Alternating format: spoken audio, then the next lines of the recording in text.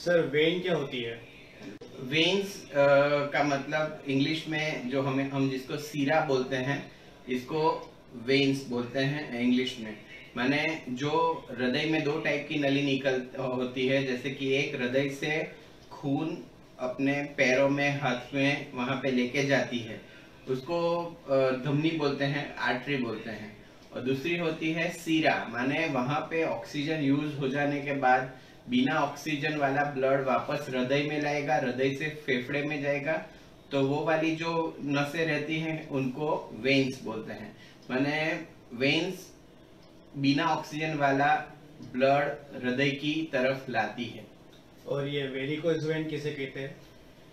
Varicose veins एक special condition है जिसमें मेनली वो पैरों को अफेक्ट करती है। वो बाकी सारी जगह में भी इफेक्ट कर सकती है, लेकिन ज्यादातर वो पैरों में इफेक्ट करती है।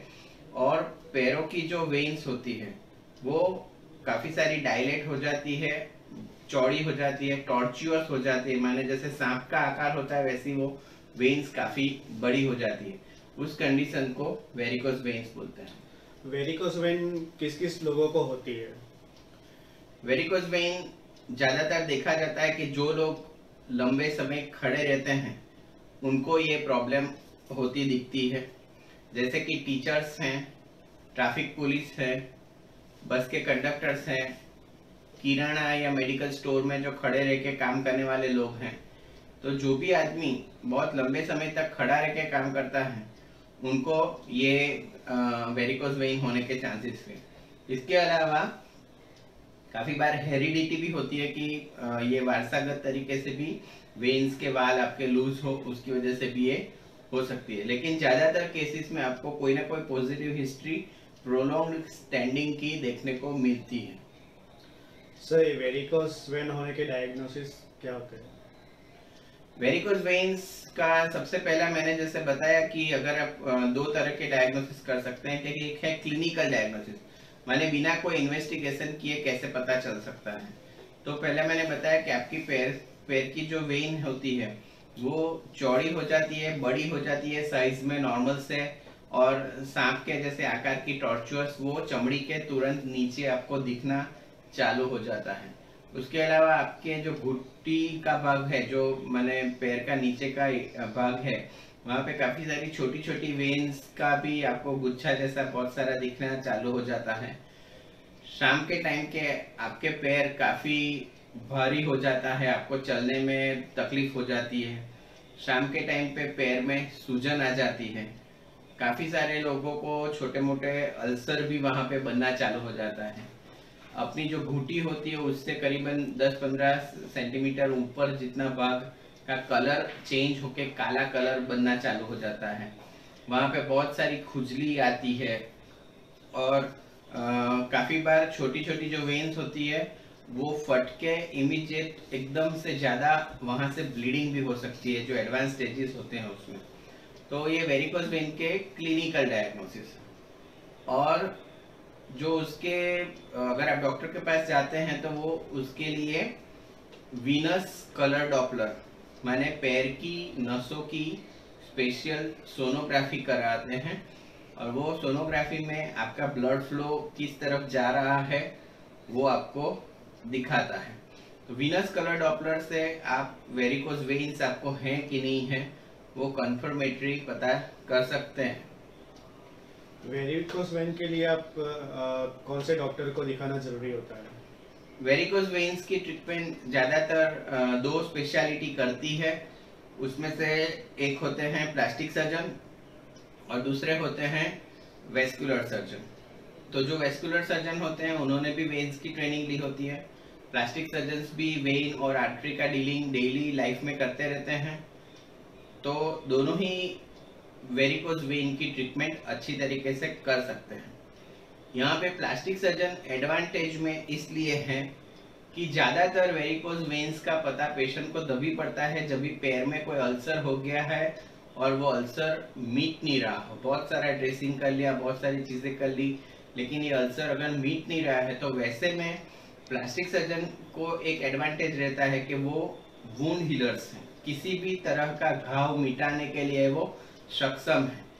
तो इसलिए आपको दोनों ही चीजें, माने वेरिकोस वेन्स का जो प्रॉब्लम है वो सेटल करने का, और आपका अगर अल्सर है तो अल्सर को सेटल करने का। इसके अलावा आपको स्किन पे जो इचिंग हो रही है, आपकी स्किन जो काली पड़ी हुई है, वो सभी चीजों का प्लास्टिक सर्जन के पास ट्रीटमेंट हो जाता है। सर ये वेरिकोस वेन ट्रीटमेंट किन तरीकों से कर सकते हैं? वेरिकोस वेन की ट्रीटमेंट दो तरीके से कर सकते हैं। एक होता है कंजर्वेटिव मेथड और दूसरा होता है सर्जिकल मेथड। तो इसमें सबसे पहले ये समझना जरूरी है कि वेरिकोस वेन होती क्यों है। तो मैं आपको ये छोटे से प्रेजेंटेशन से आपको ये समझाता हूँ कि वेरिकोस वेन क्यों होती है और वो एक्चुअली चीज क्या है। दोस्तों आप ये देख रहे हैं कि हमारा लोअर लिम्ब माने पैर बना हुआ है। पैर में ये जो फुल लाइन है वो हमारी चमड़ी है। ये जो डॉटेड लाइन दिखती है वो अंदर की फेशिया है, माने मांसपेशी को बांधने वाली ये अंदर की चमड़ी बोल सकते हैं इसको आप। तो पैर में जैसे मैंने पहले बताया कि दो टाइप की नलियां होती है। एक होती है आर्टरीज जो हृदय से खून नीचे की तरफ लाती है। वो खून में से ऑक्सीजन यूज हो जाने के बाद वो जो गंदा खून है वो वेन्स के थ्रू वापस से हृदय में जाता है फेफड़ों में चोखा होने के लिए। तो आर्टरीज और वेन्स होती है। तो उसमें वेन में दो टाइप की वेन होती है। एक होती है डीप वेन, माने ये जो काले कलर में दिखाई गई है वो आपके हड्डी के पास आपकी धमनियों के साथ में चलती है। और दूसरी होती है सुपरफिशियल वेन, माने वो होती है आपके चमड़ी के नीचे, लेकिन जो अंदर की चमड़ी है उससे बाहर, माने ये जो डॉटेड लाइन है उससे बाहर रहती है। ये वो यहाँ पे सफेद कलर में दिखाई गई है। तो ये जो बाहर की सुपरफिशियल नसें होती है उसका आप जानते हैं कि ब्लड सैंपल कलेक्ट करने के लिए या आपको बॉटल चढ़ाने के लिए उसका प्रयोग किया जाता है, जबकि डीप वेन नॉर्मल आदमी कभी देख नहीं सकता है। तो दोनों ही वेन अपने शरीर में से नीचे से गंदा खून ऊपर ले जाने का काम करती है। ये काला कलर की जो वेन्स जा रही है वो डीप वेन्स है, अंदर की वेन्स है। एक अंगूठे की तरफ से जो वेन बाहर निकलती है वो जांघ पे जाके अंदर की नली को मिलती है, क्योंकि फाइनली उसको हृदय में जाना है तो उसको मेन नली में तो मिलना ही पड़ता है। और ये जो बाहर की पैर की नली होती है वो घुटने के पास जाके वो मेन नली में चली जाती है। ठीक है, तो ये जो पैर की नली ऊपर जांघ के पास जाती है और यहाँ पे ये नली घुटने के पास मेन डीप वेन्स को मिल जाती है।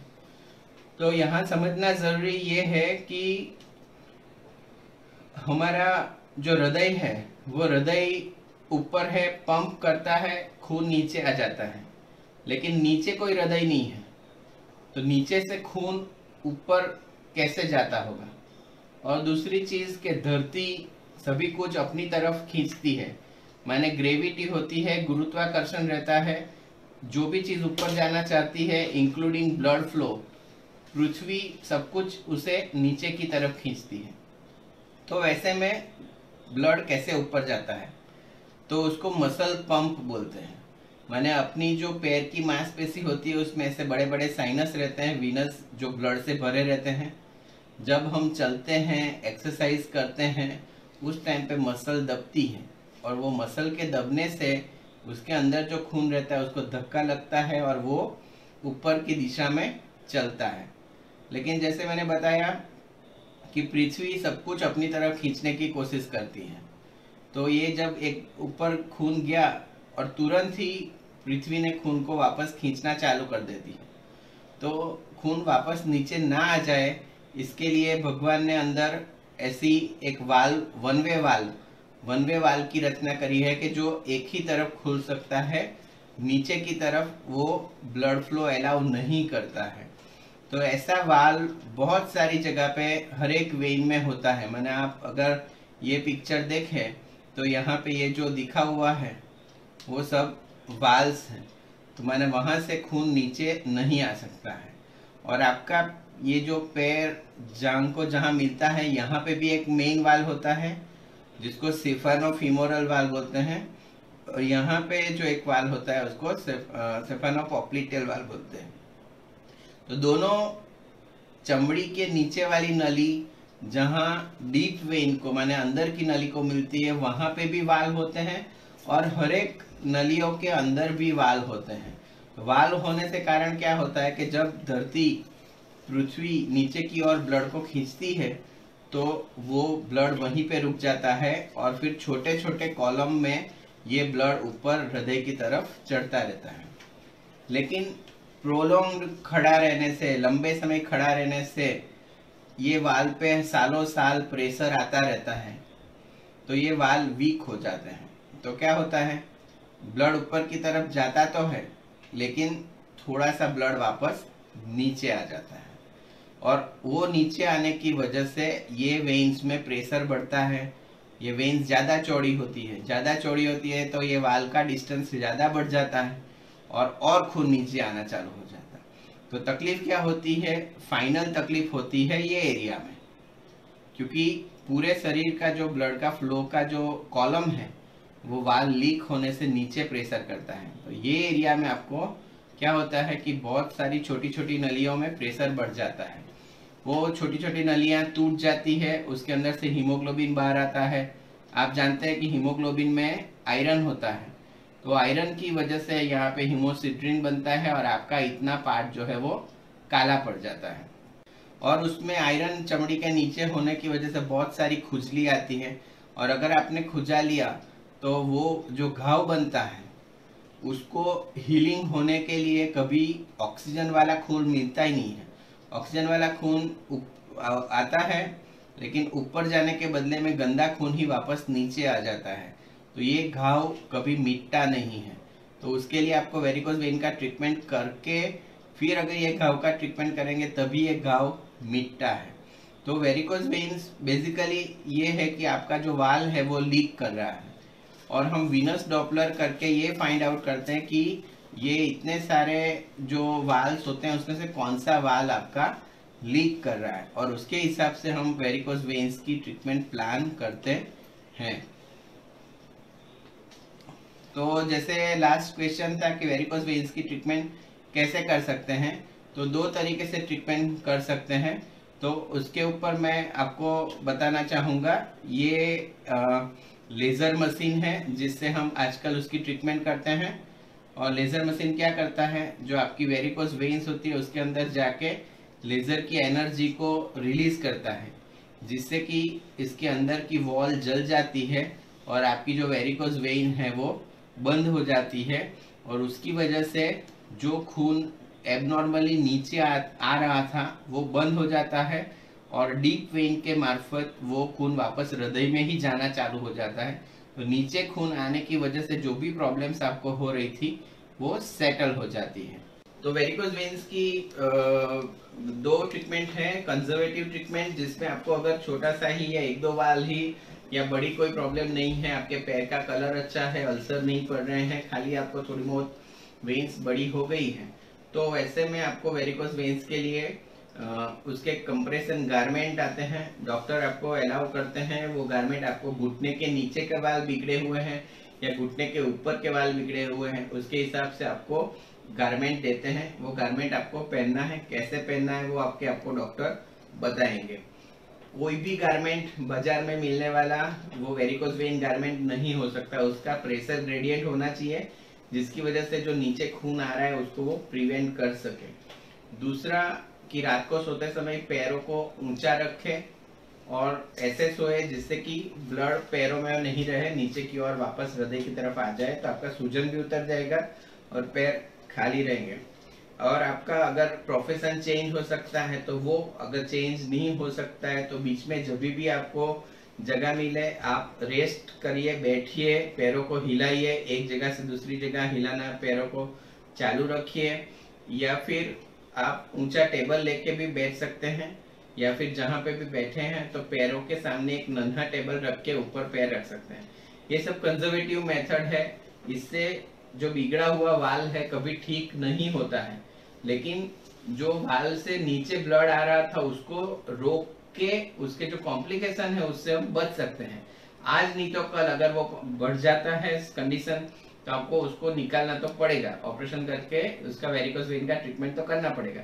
लेकिन हो सकता है कि आप अच्छी कंजर्वेटिव मैनेजमेंट करें तो 5 साल 6 साल 7 साल अगर बिना ऑपरेशन के भी चला सकते हैं। और फाइनल जो दूसरा मैंने बताया कि सर्जिकल ट्रीटमेंट, तो सर्जिकल ट्रीटमेंट में आज तक जो भी ट्रीटमेंट थी, जो भी बिगड़े हुए वाल थे उसको बंद करके बांध दिया जाता था, और जो लंबी वाली वेन्स जो बिगड़ी हुई होती थी उसको शरीर से स्ट्रिप किया जाता था, माने उसको शरीर से निकाल दिया जाता था। तो बहुत सारी वेन्स होती है पैर में, एक या दो मेजर होती है, उसके अलावा बहुत सारी वेन्स होती है। तो एक या दो नली निकल जाने से कोई फर्क नहीं पड़ता है, और डीप वेन अगर चालू है आपकी तो सुपरफिशियल वेन पूरी निकल जाती है तो भी पैरों में कोई प्रॉब्लम होती नहीं है। तो stripping of the varicose vein वो स्टैंडर्ड ट्रीटमेंट था अभी तक, लेकिन लास्ट 5 से 10 सालों में काफ़ी सारे टेक्निकल एडवांसेस जैसे बाकी फील्ड में हुए यहाँ पे भी हुए हैं। तो रेडियो फ्रीक्वेंसी इंट्रावेस्कुलर, या जैसे मैंने आपको पिक्चर बताया इंट्रावेस्कुलर 1470 डायोड लेजर, वो सब आ गया है। तो वो लेजर की मदद से आप बिना सर्जरी, उसमें आपको सर्जरी में कट करना पड़ता था, जबकि इसमें एक छोटी सी, जैसे आप सुई यहाँ पे बॉटल चढ़ाने के लिए लेते हैं वैसे ही पैर में एक छोटी वेन लेके उसी में से पूरा केबल अंदर जाके पूरी वेन की ट्रीटमेंट करके आ सकता है। तो बिना ऑपरेशन के नॉन सर्जिकली भी आजकल लेजर और रेडियो फ्रीक्वेंसी से आपकी वेरिकोस वेन की ट्रीटमेंट हो जाती है। तो आप अपने डॉक्टर को मिलके कौन सी आपकी वेन्स हैं, कौन से वाल बिगड़े हैं, उसके हिसाब से आपकी ट्रीटमेंट सिलेक्ट कर सकते हैं। वेरिकोस वेन के लिए कौन सी ट्रीटमेंट सर्जरी अवेलेबल है? सर्जरी मैंने जैसे बताया कि स्ट्रिपिंग सर्जरी, और अभी ये मिनिमली इन्वेजिव सर्जरी लेजर और रेडियो फ्रीक्वेंसी की है। वो दोनों ही ट्रीटमेंट अभी एलिगेंस क्लिनिक में भी अवेलेबल है, और बाकी सारे लोग भी एसी से ट्रीटमेंट कर रहे हैं, वो अभी गोल्ड स्टैंडर्ड बन रहा है। और वेरिकोस वेन के लिए अभी एडवांस मेथड आपके नज़र से क्या बेस्ट है? मेरे ख्याल से आजकल फास्ट जमाना है, किसी को घर पे बैठना या ज़्यादा छुट्टी लेना पसंद नहीं है, तो वैसे में जो एडवांस टेक्नोलॉजी वाली मेथड है लेज़र, जो 1470 डायोड लेज़र है, वो अभी के लिए स्टैंडर्ड मेथड है, और उससे आप छोटे से होल से पूरा ही वेन का ट्रीटमेंट आप कर सकते हैं। वेरिकोस वेन में परफोरेटर किसे कहते हैं? परफोरेटर एक छोटी सी नलियां होती है, जो मैं आपको अभी वापस दिखाता हूँ कि आप जैसे देख रहे हैं यहाँ पे ये जो बाहर की नली है और ये काली वाली अंदर की नली है, और मैंने जैसे ये बताया था कि ये व्हाइट नली ये डॉटेड लाइन से बाहर है, काली नली ये डॉटेड लाइन से अंदर है। तो बाहर की नली को अंदर की नली के साथ में जोड़ने वाले जो भी वाल हैं, माने जो भी वेन्स है, जैसे यहाँ पे एक है, यहाँ पे एक है, और पैरों में ये छोटे छोटे बहुत सारे होते हैं, जैसे आप यहाँ पे दिख रहे हैं कि ये जो डॉटेड लाइन है उसको परफोरेट करके, माने उसमें से होल बना के ये सफेद वाली और काली वाली नली को जोड़ने वाली जो वेन्स होती है उसको परफोरेटर बोलते हैं। तो वो परफोरेटर के अंदर भी आप जैसे यहाँ पे बड़ा वाला परफोरेटर है, यहाँ पे आप एक वाल देख रहे हैं, ये इसमें भी छोटे छोटे वाल होते हैं। जैसे आप यहाँ पे ये 3-4 जो काली नली दिख रहे हैं वो आप देख रहे हैं कि बाहर की सफेद नली और अंदर की काली नली को जोड़ रहे हैं, तो यहाँ पे उसके वाल होते हैं। तो ये छोटी छोटी नलियों को परफोरेटर बोलते हैं, और ज्यादातर केसेस में ऐसा देखा गया कि मेन वाल ना ही बिगड़ा हो, लेकिन यहाँ का परफोरेटर का कोई वाल बिगड़ा हो, उसकी वजह से भी आपका अल्सर ना ही मिट रहा हो, ऐसा हो सकता है। इसलिए अगर आपको अल्सर नहीं मिट रहा है तो आपको प्लास्टिक सर्जन को मिलके वेरिकोस वेन्स का जो भी डॉपलर कराना है वो करा के ये परफोरेटर अगर आप ट्रीटमेंट करा लोगे तो आपका अल्सर हील हो जाता है। सर, वेरिकोस वेन में परफोरेटर्स का इम्पोर्टेंस क्या होता है? जैसे मैंने बताया कि एक सिंगल सा परफोरेटर है वो बड़े से अल्सर का कारण हो सकता है। आपके बाकी के वाल, मेजर वाल जो होते हैं वो नॉर्मल भी हैं, तो भी छोटी नली में से खून लीक होके आपके पैर में अल्सर कर सकता है। तो परफोरेटर की वाल्व भी इतने ही इम्पोर्टेंट है। सर उसके लिए ट्रीटमेंट्स क्या क्या होती है? परफोरेटर के लिए भी दो अवेलेबल ट्रीटमेंट है। एक तो सर्जिकली आप उसको ऑपरेट करके अंडर विजन मैंने अपनी आंखों से उसको बांध सकते हैं, और दूसरा ट्रीटमेंट होता है कि फोम थेरापी मैंने आजकल अवेलेबल है केमिकल्स। तो अंडर अल्ट्रासोनिक गाइडेंस मैंने आपका सोनोग्राफी मशीन के अंदर देख के वो परफोरेटर में वो केमिकल डालने से वो परफोरेटर बंद हो जाता है। मैंने सर्जिकली और मिनिमली इन्वेजिवली परफोरेटर का ट्रीटमेंट हो सकता है, और परफोरेटर का ट्रीटमेंट बहुत ही जरूरी है, नहीं तो मेजर वाल्व बंद करने के बाद भी आपको ये परफोरेटर की वजह से परेशानी चालू ही रह सकती है। वेरिकोस वेन में किसी को अगर अल्सर हो जाता है तो उसके लिए क्या ट्रीटमेंट्स होती है? अल्सर अगर बहुत छोटा है तो कंजर्वेटिव मैनेजमेंट कर सकते हैं। अगर अल्सर बढ़ गया है तो आपको ढूंढना पड़ेगा कि कौन से परफोरेटर की वजह से वो अल्सर हो रहा है। तो वेरिकोस वेन और अल्सर परफोरेटर का पहले ट्रीटमेंट कर देना पड़ता है, और उसके बाद अगर पस है तो उसका चेक करना पड़ता है। अगर अल्सर ग्रेन्युलेट माने लाल हो रहा है नहीं हो रहा है वो देखना पड़ता है। और अलग अलग प्लास्टिक सर्जरी की मेथड होती है, जैसे कि चमड़ी लगाना या फ्लैप करना, वो करके आप अल्सर को हील कर सकते हैं। अगर किसी का बहुत साल से मतलब पुराना अल्सर है तो उसको हील करने के लिए क्या ट्रीटमेंट्स अवेलेबल? ट्रीटमेंट वही रहती है, ज्यादातर डायग्नोसिस नहीं होता है। इसलिए अगर 11 हमने बहुत सारे पेशेंट है जिनको 11 साल से अल्सर था, 5 साल से अल्सर था, बॉम्बे में भी ट्रीटमेंट चलती हो, वैसे भी बहुत सारे केसेस थे, लेकिन उनका डायग्नोसिस करके जो परफोरेटर थे जिनकी वजह से अल्सर हो रहे थे वो अगर ट्रीटमेंट करवा लेते हैं तो वो अल्सर 100% हील हो सकते हैं। सर ये सर्जरी के बाद पेशेंट्स को क्या क्या केयर लेनी चाहिए? आपको मैंने जैसे बताया कि बहुत सारी वेन्स होती है, आपने 2 या 3 वेन बांध ली तो उससे ज्यादा फर्क नहीं पड़ता है, इसलिए लाइफस्टाइल चेंजेस बहुत जरूरी है। लंबे समय एक जगह पे बिना हिले खड़ा रहना वो अवॉइड करना पड़ेगा आपको। अगर एक बार वेरिकोस वेन हो गया है तो भले ही आपने ट्रीटमेंट करवा ली, लेकिन आप वेरिकोस गारमेंट पहन के रखे, वो आपके फ्यूचर के लिए अच्छा है, क्योंकि आपकी नलियों पे प्रेशर अगर खड़े रहने से आ रहा है तो दूसरे वाल्व भी बिगड़ सकते हैं। फ्यूचर में आपकी दूसरी वेन्स जो अभी अच्छी है वो भी वेरिकोस बन सकती है। मैंने ऐसा नहीं है कि एक बार आपने ऑपरेशन करा लिया तो आपको वापस से नहीं होगा। 2 या 3 साल 4-5 साल आप अपनी जितनी केयर करते हैं उसके हिसाब से आपको दूसरी वेरिकोस वेन्स नहीं होती है और प्रोग्रेस नहीं होता है। तो यहाँ पे समझना यही जरूरी है कि आपको बाद में भी केयर तो लेनी पड़ती है। इसके अलावा जो पैर का भाग काला पड़ गया वहाँ पे एक्जिमा ना हो जाए उसके लिए मॉइस्चराइजर लगाना, डेली पैर की केयर करना, अगर अल्सर है तो उसकी रेगुलर ड्रेसिंग करना, और नया अल्सर बनता है तो तुरंत प्लास्टिक सर्जन को जाके मिलना, वो सब जरूरी चीजें हैं। किन किन लोगों में वेरिकोस वेन की सर्जरी नहीं होती है? जैसे मैंने बताया कि वेरिकोस वेन्स की बाहर की नलियां बांधने के लिए मेन चीज है कि अंदर की नलियां माने जो हमने इसमें देखी तो ब्लैक कलर की नलियां जो है वो पेटेंट होना जरूरी है। काफी बार प्रेगनेंसी में, काफी बार B12 कम होने से, काफी अलग अलग कारणों से किसी किसी की डीप वेन बंद हो जाती है। अगर डीप वेन आपकी बंद है तो पूरे पैर का खून आपका सुपरफिशियल नली माने चमड़ी के नीचे वाली नली से ही जा रहा है।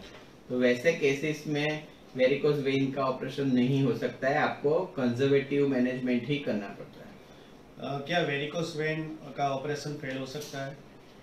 वेरिकोस वेन का ऑपरेशन ज्यादातर फेल नहीं होता है। ये बहुत ही अच्छा ऑपरेशन है, अंडर सोनोग्राफिक गाइडेंस होता है।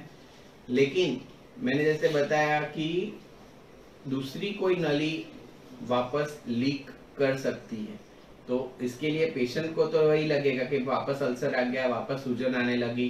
तो ज्यादातर ऑपरेशन फेल नहीं होता है, लेकिन कोई और नली आपकी जो पहले अच्छी थी वो आपने लाइफस्टाइल चेंजेस नहीं करे इसलिए वापस वो भी वेरिकोस हो गई और वो लीक करना चालू कर सकता है। बाकी ऑपरेशन में फेल होने का चांसेस बहुत ही कम होता है। एलिगेंस क्लिनिक में वेरिकोस वेन के लिए क्या क्या ट्रीटमेंट्स अवेलेबल है?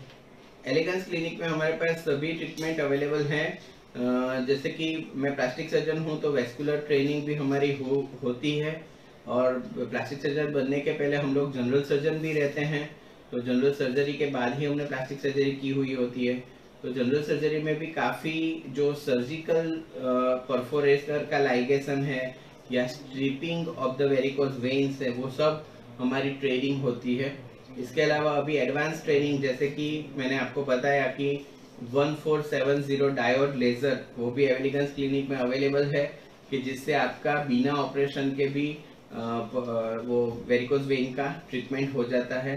परफोरेटर के लिए फोम थेरापी होती है, और अल्सर के लिए हर एक टाइप की प्लास्टिक सर्जरी और बिना प्लास्टिक सर्जरी किए हुए भी जो भी ट्रीटमेंट्स हैं वो सब अवेलेबल है। वेरिकोस वाले पेशेंट को आप कुछ संदेश देना चाहेंगे?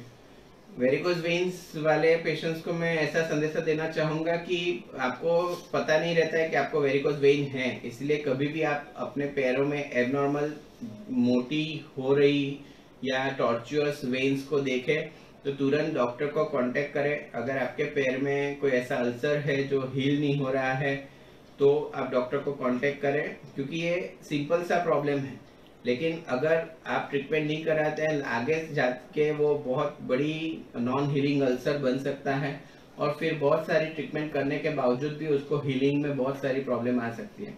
तो अगर इमीडिएट आप डिसीजन लेके अगर अर्ली स्टेज में ही इसका ट्रीटमेंट करा लेते हैं, आपके पैर काफ़ी अच्छे रहते हैं, और जीवन भर आपको पैरों पे चलना है तो उसका ट्रीटमेंट आप पहले ही करा ले, वो ज़्यादा अच्छा है। हमने डॉक्टर आशुतोष साग से वेरिकोस वेन के रिगार्डिंग हमने जाना किस तरह से क्या प्रोसीजर होती है, क्या क्या केयर लेना चाहिए। Thank you so much. Thank you.